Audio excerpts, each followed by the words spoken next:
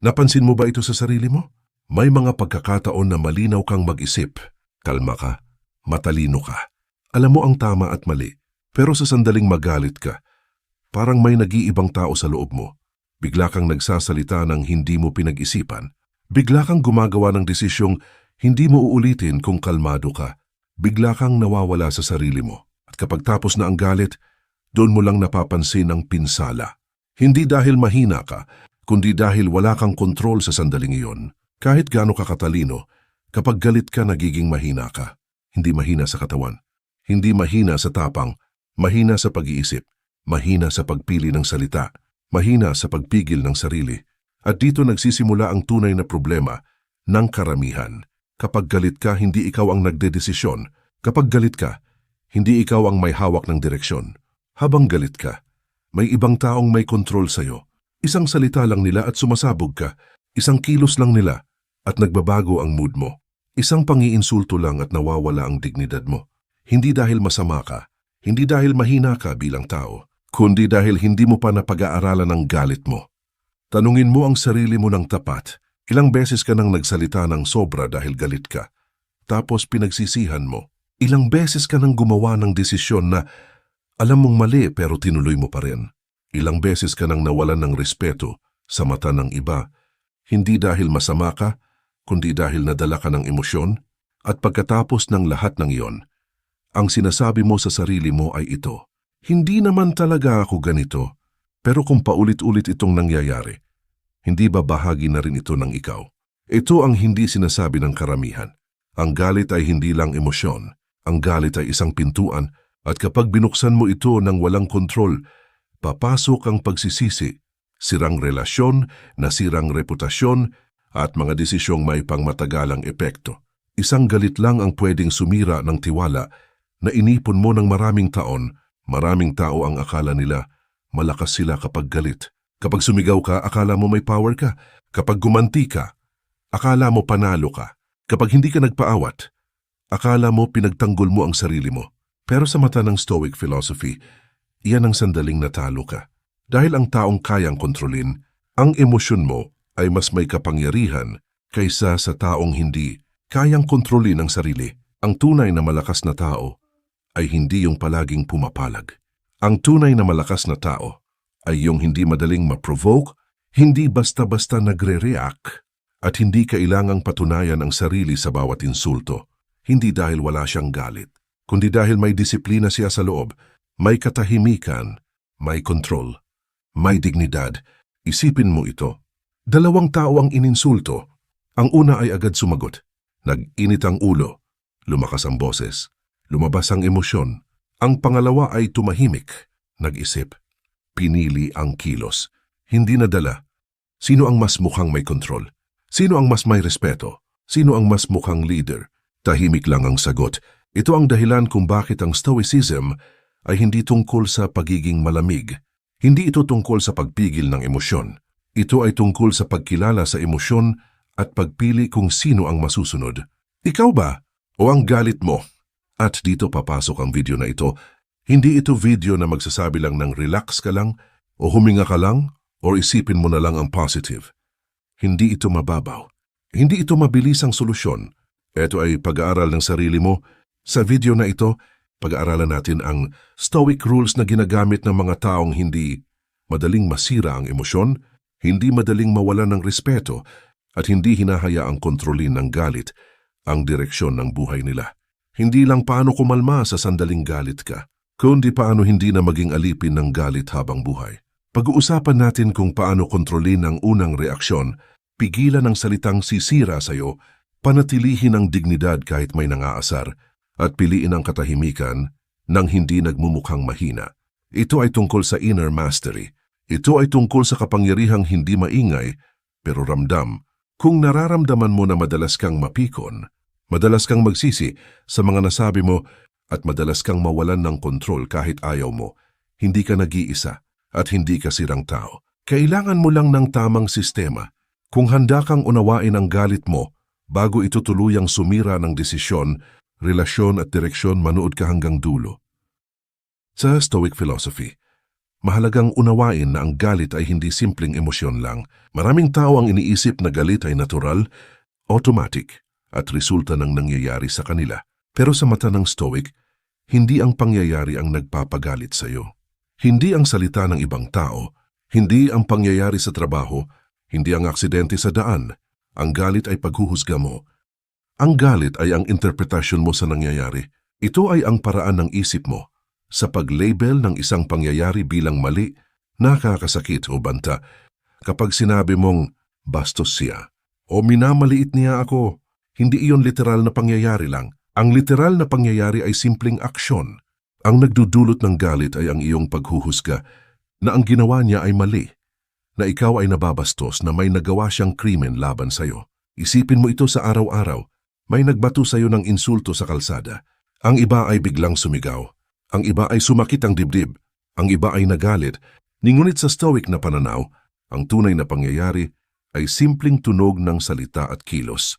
Ang galit ay lumilitaw dahil pinili ng isip na iyon ay personal na atake. Ang galit ay lumilitaw dahil may interpretasyon ka na may mali. Epictetus, isang Stoic philosopher, ay nagbabanggit na hindi ang pangyayari ang sumisira sa tao, kundi ang pagtingin niya rito. Hindi mo kailangan sundin ang interpretasyon na iyon. Hindi mo kailangan ipasa ang emosyon sa katawan mo. Hindi mo kailangan mag-react kapag natutunan mo itong makita. Ang galit ay hindi kalaban. Ang galit ay signal lang. Isang mensahe mula sa isip mo na may pagkakaiba sa realidad at sa inaasahan mo. Ito ang unang hakbang para hindi mo hayaang kontrolin ng galit ang buhay mo. Sa bawat araw maraming sitwasyon ang pwedeng mag-trigger sa'yo. Isang biro sa opisina, isang salita mula sa pamilya, isang traffic jam, lahat ay neutral na pangyayari. Ang isip mo ang nagbibigay ng label. Hindi ito tama. Hindi ako pinapahalagahan. Bastos siya sa akin. At ang label na iyon ang nagdudulot ng galit. Kung babaguhin mo ang iyong interpretasyon, ang galit ay nawawala. Kung pipiliin mong tingnan ang pangyayari, nang walang paghatol, wala kang galit. Ito rin ang dahilan kung bakit ang Stoic ay hindi nagsasabi na huwag kang magalit sa paraang moralizing o forcing positivity. Hindi iyon epektibo. Ang punto ay baguhin ang pananaw. Ang punto ay kilalanin na galit ay judgment, hindi pangyayari. Kapag napanatili mo ang distansya sa iyong interpretasyon, nakakagawa ka ng space. Space para sa katahimikan, space para sa tamang reaksyon, space para sa disiplina sa sarili. Kapag sinabi ng iba, bastos ka, o walang respeto sa iyo, o minamaliit ka, ang pangyayari mismo ay simpleng salita lang. Ang galit mo ay lumilitaw dahil pinili mong i-interpret ito bilang personal na atake. Kung mababago mo ang interpretasyon, maaari mong makita ang sitwasyon ng mas malinaw. Maaari mong piliin ang katahimikan kaysa sa galit. Maaari mong kontrolin ang sarili kahit nasa tensyon ang paligid. Sa susunod na bahagi, ipagpapatuloy natin ang modern psychology at perception ng galit, kung saan titingnan natin kung paano ito lumalabas sa ating pagkatao at expectations. Pero sa Stoic na pananaw, tandaan mo, ang galit ay judgment, hindi pangyayari. Ito ang unang hakbang para makontrol mo ang galit sa totoong buhay. Ito ang pundasyon ng inner mastery. Kung sa Stoic view, galit ay judgment, sa modern psychology naman, may mas malinaw na paliwanag kung bakit ganun ang epekto ng galit sa isip at katawan mo. Ang galit ay lumilitaw kapag nararamdaman mo ang pagkawala ng kontrol. Kapag pakiramdam mo, hindi mo hawak ang nangyayari sa paligid mo, sa ibang tao o sa sitwasyon, ang utak mo ay nagtatrigger ng galit. Ito rin ay malapit sa konsepto ng ego threat. Kapag nasaktan ang ego mo, kapag naramdaman mo na may nagbanta sa imahe mo sa iba, natural na lumalabas ang galit. Kahit hindi mo sinasadya, ang utak mo ay iniisip, kailangan kitang ipagtanggol. At ang depensa ng utak ay galit. Bukod dito, ang galit ay lumalakas kapag may unmet expectations. Kapag ang nangyayari ay hindi ayon sa inaasahan mo, nagkakaroon ng frustration. At ang frustration na iyon ay nagiging galit. Sa simpleng salita, ang galit ay kombinasyon ng pakiramdam na may banta, matinding pagkadismaya, at pagkasagi sa ating ego. Hindi mo kailangan pumunta sa matinding sitwasyon para maramdaman ito. Minsan, kahit sa maliit na bagay, tulad ng pang-iinsulto, pagkabastos o pag-minimize sa'yo, nagre-react ang isip mo. Isipin mo ito, May nagbato sa'yo ng biro sa opisina o sa bahay. Kung hindi mo pinapansin, normal lang. Pero kung tinignan mo bilang insulto, bilang panghihina sa'yo, bilang pang-aalipusta, nagkakaroon ng galit. Kapag sinabi ng iba, bastos ka, walang respeto sa iyo, minamaliit ka, hindi automatic ang galit. Ang galit ay lumilitaw dahil ang utak mo ay nakaramdam ng threat sa ego, nakaramdam ng kawalan ng kontrol, nakaramdam ng hindi pagtupad sa inaasahan. Ito rin ang dahilan kung bakit minsan, kahit maliit lang ang pangyayari, nagkakaroon tayo ng matinding reaksyon. Ang utak natin ay nakatuon sa perception, kung paano natin na-interpret ang nangyari, hindi sa pangyayari mismo. Kapag naiintindihan mo ito, may puwang ka na para magdesisyon. May puwang ka na para hindi basta-basta mapikon. May puwang ka na para i-assess, totoo ba na minamalita ko? Totoo ba na wala akong kontrol? Totoo ba na banta ito sa ego ko? Kung susuriin mo ng malinaw, makikita mo na madalas ang galit ay hindi makatarungan sa sitwasyon. Dito ang reaksyon ng utak, hindi ng realidad. Sa ganitong pananaw, makikita mo rin kung paano nagagamit ang galit sa tao sa pang-araw-araw. Sa traffic, sa trabaho, sa pamilya, sa social media, lahat ay may triggers. Pero hindi ang sitwasyon ang problema. Ang problema ay ang perception mo at expectations mo. Kung pipiliin mong i-adjust ang perception, kung babaguhin mo ang expectations, kung lilimitahan mo ang ego threat, mawawala ang galit. Hindi ito instant na nangyayari, ngunit ito ang pundasyon ng kontrol sa sarili. Kapag pinagsama natin ang Stoic view at ang modern psychology, makikita natin ang pattern. Ang galit ay judgment, hindi pangyayari. Ang galit ay lumalabas kapag nararamdaman mo ang pagkawala ng kontrol, ego threat and unmet expectation. Kung babaguhin mo ang perception, maaari mong kontrolin ang galit bago ito makontrol ka. Sa susunod na bahagi ng content, ipapakita natin kung paano i-apply ang pag-unawa sa galit sa totoong buhay, sa pamilya, sa trabaho, sa paligid mo, at paano magagamit ang stoic at psychological insight para hindi ka basta-basta napupukaw. Ngunit sa puntong ito, tandaan mo, ang galit ay hindi natural na puwersa na dapat labanan. Ito ay reaksyon ng isip mo. Ito ay signal, at kapag naiintindihan mo ang signal, nagkakaroon ka ng kapangyarihan, kapangyarihang tahimik, kapangyarihang malakas, kapangyarihang hindi ramdam ng iba, ngunit ramdam mo sa sarili mo. May lalaking tahimik, hindi dahil wala siyang galit, hindi dahil mahina siya, hindi dahil wala siyang masasabi. Tahimik siya dahil alam niya kung ano ang kayang gawin ng galit kapag pinakawalan. Alam niyang ang galit, kapag hindi kinontrol, ay parang aso na walang tali. Hindi nito alam kung sino ang kakagatin. Hindi nito alam kung kailan titigil. At kadalasan ang unang nasasaktan ay ang amo nito. May araw na ininsulto siya. Hindi sigaw ang sagot niya. Hindi galit. Hindi paliwanag. Tahimik lang. At sa katahimikan na iyon, maraming hindi nakakaintindi. Iniisip ng iba. Mahina. Tuwag. Walang paninindigan. Pero ang hindi nila alam, ang katahimikan niya ay desisyon. Hindi kawalan ng lakas, kundi pagpili ng lakas. May isa pang tao sa parehong sitwasyon, parehong salita ang narinig, parehong insulto, parehong tono. Ngunit ang reaksyon ay magkaiba. Ang isa agad sumabog, lumakas ang boses, lumabas ang galit. Ang isa nanatiling kalmado, nanatiling tahimik, nanatiling buo. At sa mata ng karamihan, ang mas maingay ang mas malakas. Pero sa mata ng karanasan, ang mas tahimik ang may kontrol. Ang galit ay laging may kasamang ilusyon. Ipinaparamdam nito na kailangan mong kumilos ngayon, kailangan mong sumagot ngayon, kailangan mong gumanti ngayon. Pero ang totoo, ang galit ay nagmamadali dahil alam nitong kapag naghintay ka, mawawala ang kapangyarihan nito. May mga salitang isang beses mo lang masasabi, pero habang buhay ang epekto. May mga galit na 5 minuto lang tumagal, pero ang pinsala ay taon ang binilang. At ang lalaking tahimik, alam niya ito. Alam niyang mas mahalaga ang dignidad kaysa sa pansamantalang ginhawa ng paglabas ng galit. Hindi siya perpekto. May mga gabi ring nag-init ang dibdib niya. May mga sandaling gusto niyang sumigaw. May mga pagkakataong gusto niyang ipagtanggol ang sarili niya sa paraang marahas. Pero bago siya magsalita, may tanong siyang laging binabalikan. Ano ang mawawala sa akin kapag nagsalita ako ngayon? At ano ang mapapanatili ko kapag tumahimik ako? At kadalasan, Ang sagot ay malinaw. Ang galit ay parang apoy. Kapag ginamit sa tamang oras at lugar, nakakapagbigay ito ng init. Pero kapag pinabayaan, sinusunog nito ang lahat, pati ang sarili mong tahanan. Ang lalaking tahimik, alam niyang hindi lahat ng apoy ay kailangang sindihan. May mga laban na hindi kailangang sagutin. May mga salita na hindi kailangang patulan.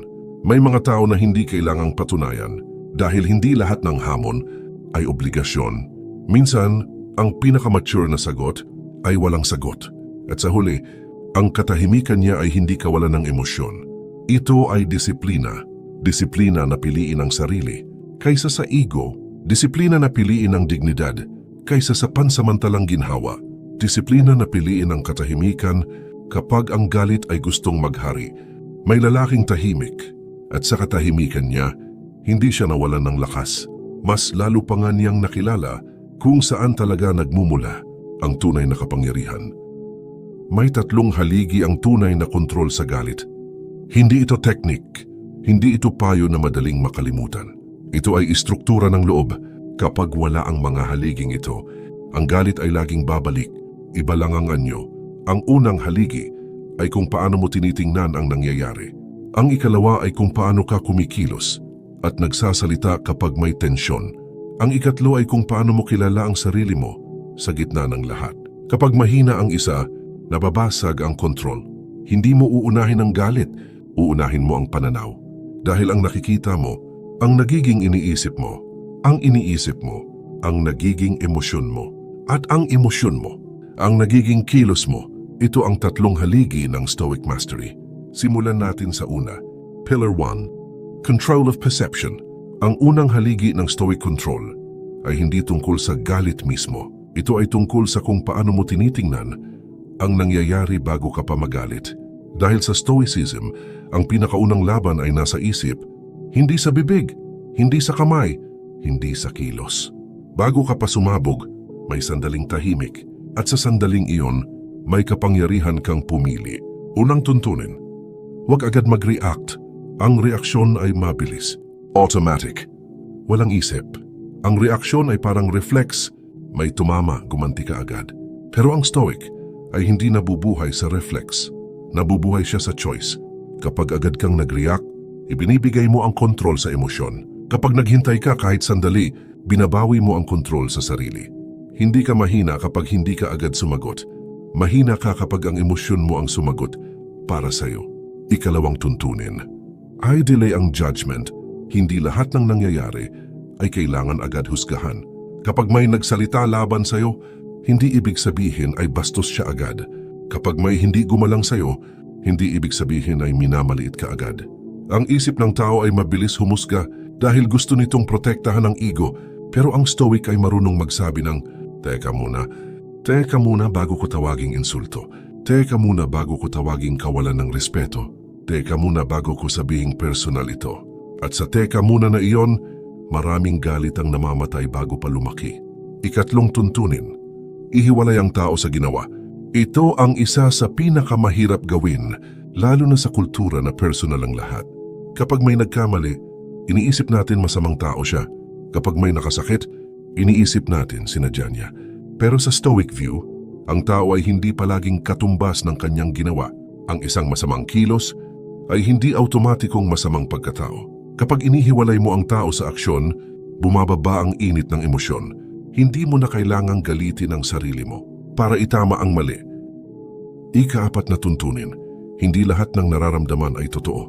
Ito ang isa sa pinaka-importanting aral. Ang nararamdaman mo ay totoo bilang karanasan, pero hindi ito laging totoo bilang katotohanan. Pakiramdam mo minamaliit ka, pero totoo ba? Pakiramdam mo sinasadya, pero sigurado ka ba? Pakiramdam mo bastos, pero yun ba talaga ang intensyon? Ang Stoic ay hindi alipin ng pakiramdam. Ginagalang niya ito, pero hindi niya ito sinusunod ng bulag dahil alam niya, ang emosyon ay parang ulap. Dumadaan, nagbabago, umaalis. Kapag pinagsama mo ang 4 na ito, may isang malinaw na pattern. Ang galit ay hindi bigla ang sumasabog, ito ay binubuo ng maling perception, maling interpretation, maling judgment, maling personal attachment. Kapag inayos mo ang perception, hindi mo na kailangang labanan ng galit, kusang humihina ito. Isipin mo ang isang sitwasyon. May taong sumingit sa'yo. Kung ang isip mo ay agad nagsabi ng, walang modo ito, galit ang kasunod. Pero kung sinabi ng isip mo, hindi ko alam ang pinagdadaanan niya, may space. At sa space na iyon, may control. Ang control of perception ay hindi tungkol sa pagiging manhid. Ito ay tungkol sa pagiging malinaw. Malinaw sa isip, malinaw sa emosyon, malinaw sa sarili. Kapag malinaw ang isip mo, hindi ka madaling mabiktima ng galit. Ito ang unang haligi ng Stoic Mastery. Hindi mo kinokontrol ang mundo. Hindi mo kinokontrol ang ibang tao. Pero kaya mong kontrolin kung paano mo tinitingnan ang nangyayari. At kapag kontrolado mo ang perception, hawak mo na ang simula ng lahat ng susunod na kilos. Sa susunod na bahagi, papasok tayo sa mas delikado, pero mas makapangyarihan. Pillar 2, Control of Speech and Action. Kung saan kahit isang salita lang ay pwedeng magtayo o magwasak ng buong pagkatao. Ang ikalawang haligi ng Stoic Control ay mas delikado kaysa sa una. Dahil kahit malinaw na ang isip mo, isang maling salita lang ay pwedeng sirain ang lahat. Hindi lahat ng laban ay nagsisimula sa kamao. Marami ang nagsisimula sa bibig. At kadalasan, ang hindi mo na mababawi ay hindi ang ginawa mo, kundi ang nasabi mo. Sa Stoic view, ang salita ay kilos. Hindi ito hiwalay sa aksyon. Ang sinasabi mo ay may direktang epekto sa mundo. Isang galit na salita ay parang palasong pinakawalan. Kapag lumipad na, hindi mo na ito maibabalik. Ito ang unang tuntunin ng ikalawang haligi. Tahimik ay hindi kahinaan. Tahimik ay kapangyarihan. Sa galit ang tahimik, ang mukhang talo. Pero sa paglipas ng oras, ang tahimik ang nananatiling buo. Ang taong sumisigaw ay sinusubukang patunayan ang sarili. Ang taong tahimik ay sigurado sa sarili. Maraming tao ang nagsasalita para gumaan ang pakiramdam nila. Pero ang Stoic ay hindi nagsasalita para gumaan ang loob niya. Nagsasalita siya para hindi masira ang dignidad niya. Ikalawang tuntunin, ang galit na salita ay may irreparable damage. May mga sugat na gumagaling. May mga relasyon na naayos. Pero may mga salitang kahit pa humingi ka ng tawad, mananatili ang marka. Isang beses mo lang sasabihin, pero habang buhay ang bayad. Kapag galit ka, ang bibig mo ay nauuna sa isip. At kapag nauuna ang bibig, nahuhuli ang konsensya. Ito ang dahilan kung bakit ang Stoic ay marunong magpigil. Hindi dahil takot siya, kundi dahil alam niya ang halaga ng salita. Ikatlong tuntunin, ang tunay na lakas ay pagpigil. Sa mundo ngayon, ang kapagpigil ay minamaliit. Mas hinahangaan ang palaban, mas pinapalakpakan ang maingay. Pero sa loob-loob, alam ng lahat kung sino ang may kontrol.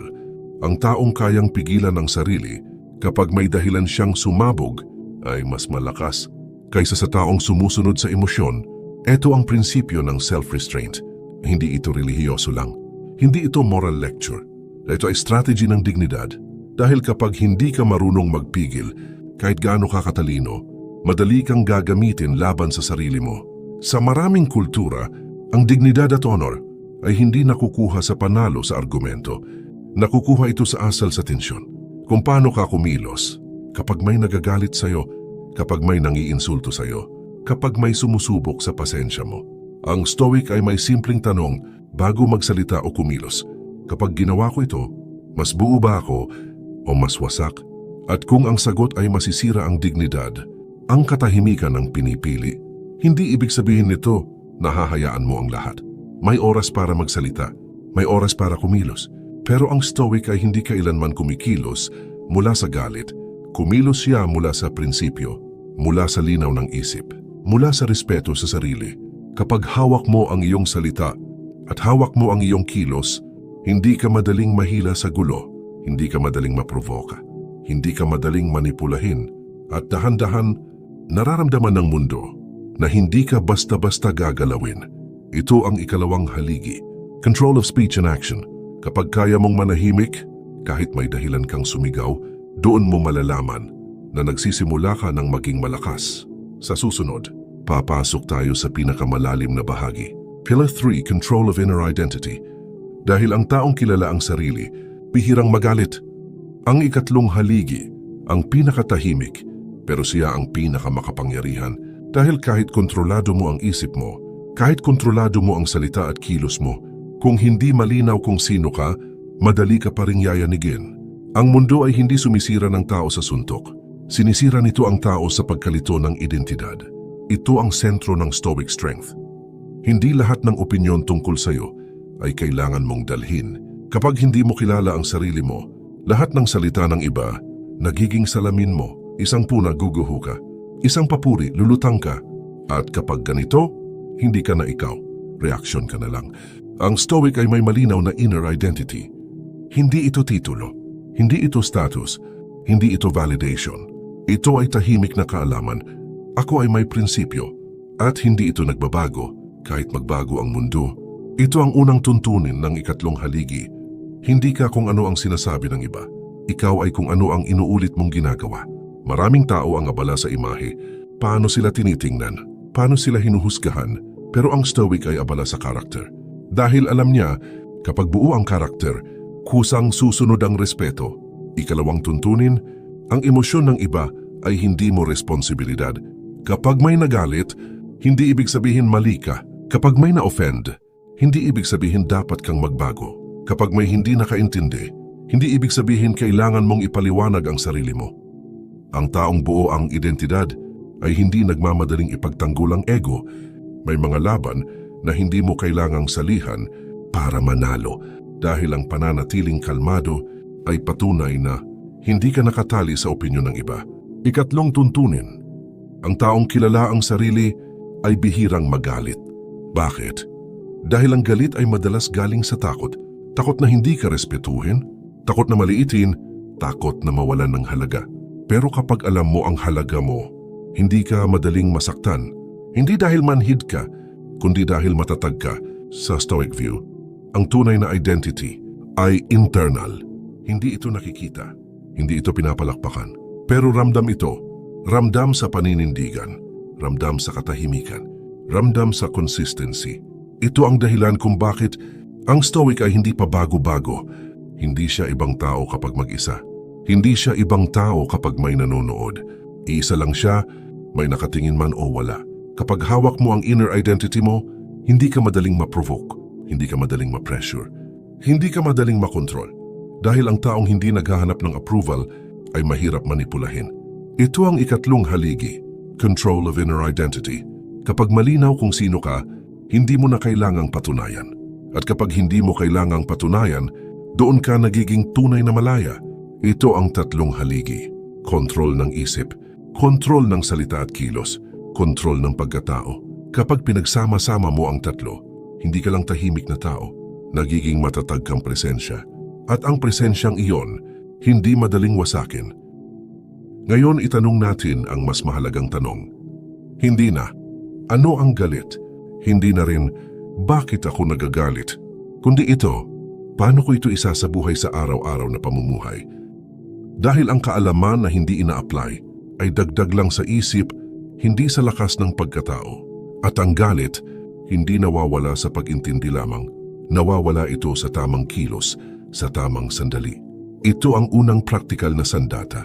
Hindi komplikado, hindi pilosopikal, pero kapag inulit araw-araw, binabago nito ang buong pagkatao.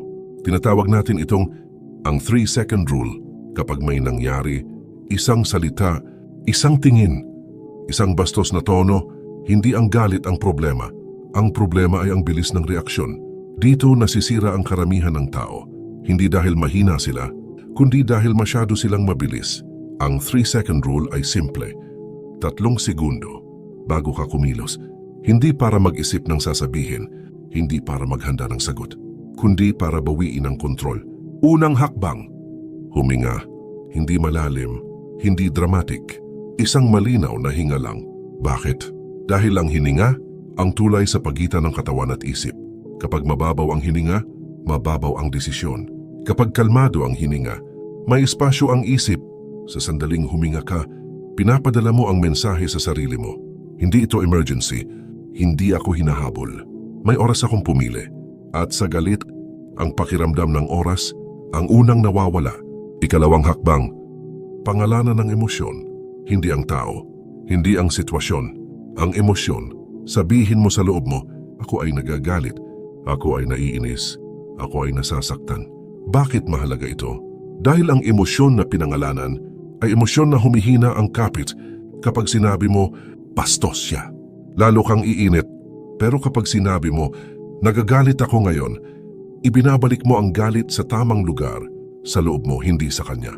At kapag nasa loob na ito, kaya mo na itong hawakan.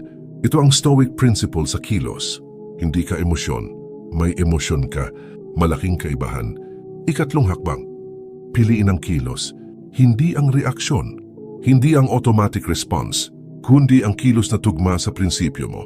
Tanungin ang sarili mo, kung kalmado ako, ano ang gagawin ko ngayon?